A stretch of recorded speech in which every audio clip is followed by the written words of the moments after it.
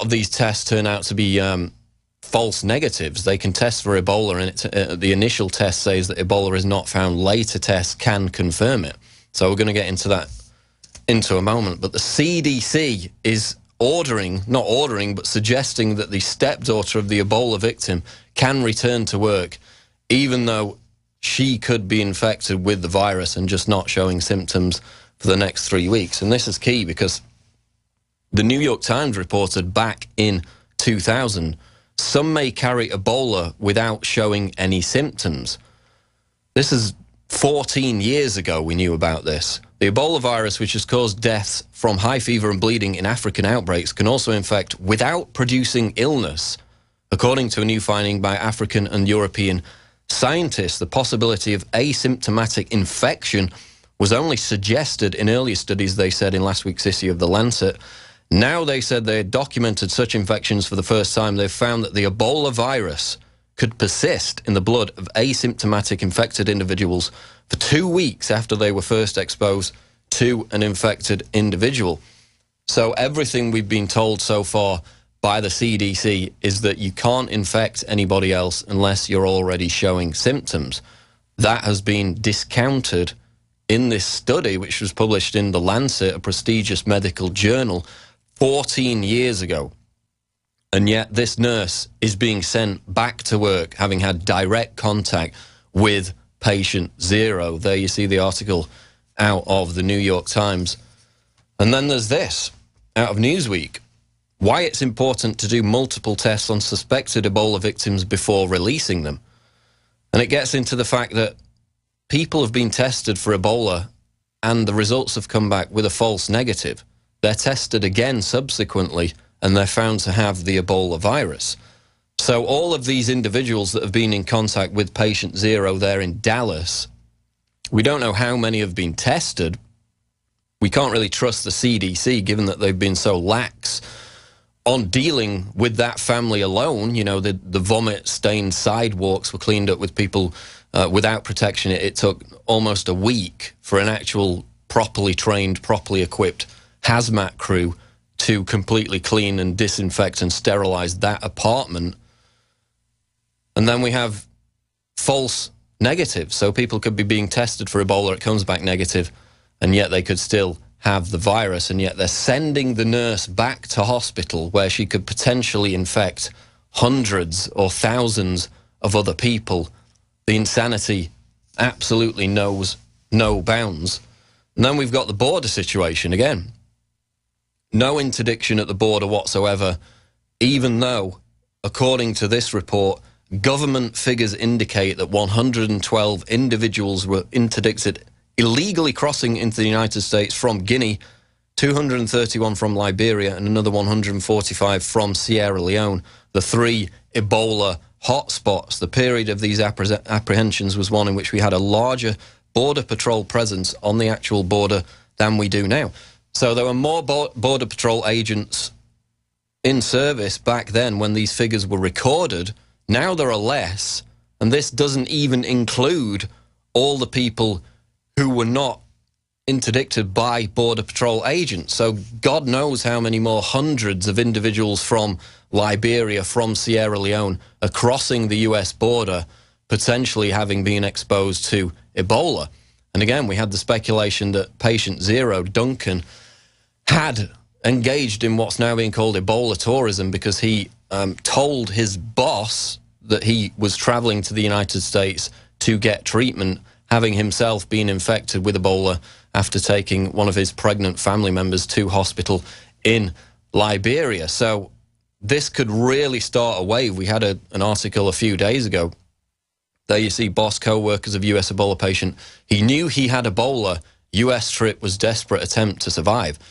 So speculation that he boarded the plane simply to get to the US to get treatment because West Africa is, of course, completely overwhelmed. He would have likely died or suffered a really long illness without proper treatment. We're going to get more into that. We're going to play a clip with a Border Patrol agent who is trying to blow the whistle on Liberians crossing the border in their hundreds, potentially infected with the Ebola virus.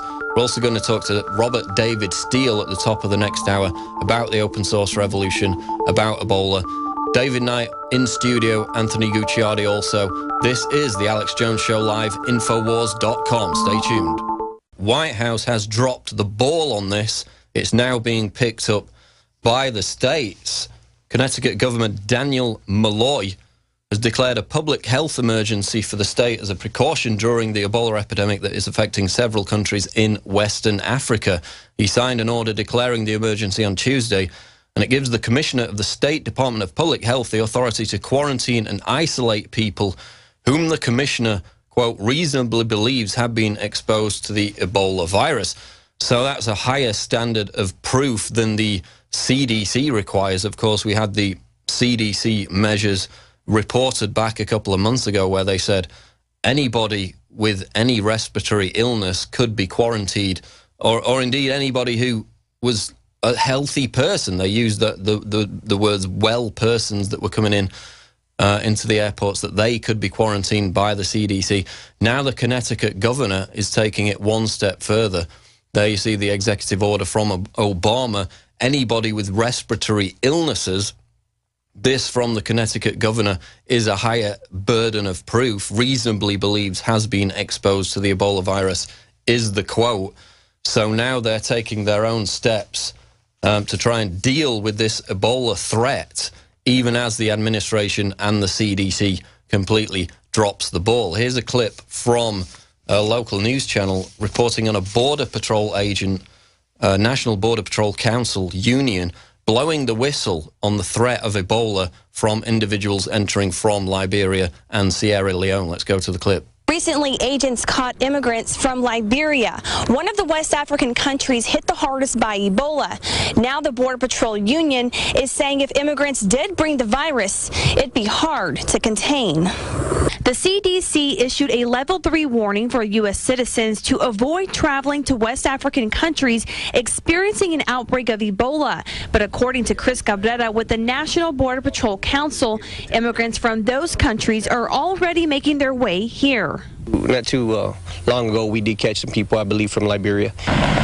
During the 2013 fiscal year, statistics show Border Patrol agents apprehended 112 immigrants from Guinea, 231 from Liberia, and 145 immigrants from Sierra Leone, the 3 countries with the most cases of Ebola. Our main concern, like it's always been, is the health and safety of our agents. Cabrera worries that agents are not properly protected in case they come across an immigrant with the Ebola virus. Our agents are trained, however, we're not medical professionals. And if an immigrant with the disease does make it past agents, he worries they could pass the contagious disease to other immigrants while in a stash house, like they saw recently during a scabies outbreak. Some of our agents did contract scabies and some of the other things that the illegal aliens had. Luckily, it's not something that's deadly like Ebola. Customs and Border Protection confirms agents are trained to recognize signs of illnesses, including Ebola, and are told to contact the CDC immediately if they find someone they believe to be infected. But the union worries immigrants with the disease may slip by because many times symptoms do not show up for 2 to 21 days. We need to be more proactive in preventing it from coming in as opposed to trying to contain it once it's already here. And Customs and Border Protection tells me they continue to work with the Center for Disease Control and Prevention to develop procedures to identify travelers or immigrants that are bringing over contagious diseases. In Grand Heno, Nadia Galindo, Action 4 News. So that's the situation on the border there. Hundreds of individuals from Liberia, from Sierra Leone, being caught there. And again, just think of all the ones who are not caught. And this was at a time when there were more Border Patrol agents there to interdict them. It's amazing the fact that they can't even recognize people who dress up as ISIS terrorists and carry out staged beheadings, as we had with our own Joe Biggs. Also, James O'Keefe going across the Canadian border in a speedboat.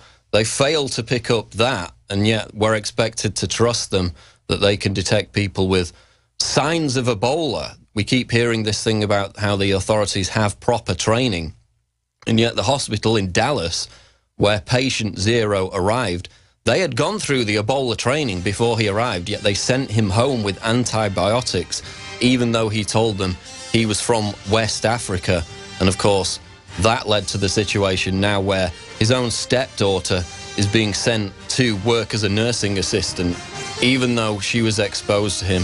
Complete dropping of the ball by the CDC, complete incompetence. Or is it more? We're going to get into that with Robert David Steele and at the next hour. Now coming up, David Knight with Police State News. We'll be right back.